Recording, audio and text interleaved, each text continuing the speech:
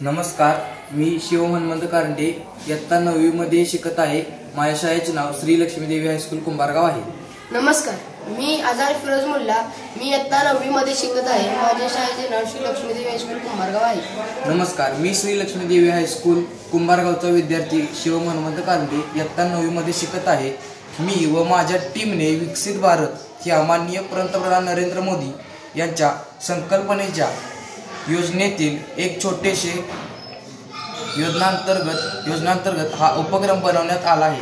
माझ्या प्रकल्पाचे नाव आहे शेतकरी व पीक संरक्षण।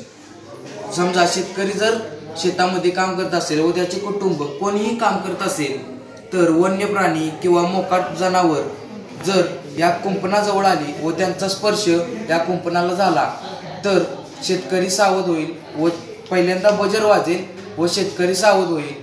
मग या आवाजामुळे सुद्धा प्राणी दूर पळून जाईल आणि शेतकऱ्याचा बचाव होईल व त्याच्या पिकाचा व कुटुंबाचा बचाव होईल।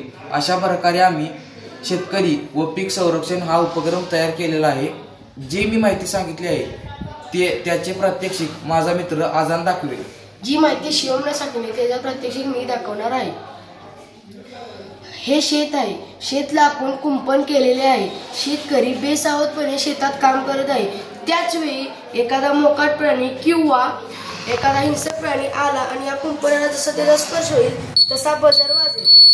बजर वाजल्याने तो प्राणी पळून जाईल किंवा शेतकरी सावध होईल। शेतकरी सावध होऊन आपला आवाज कुटुंबांचा व आपल्या पिकांचा संरक्षण करेल आणि स्वतःचे जीव प्राण वाचवेल। धन्यवाद।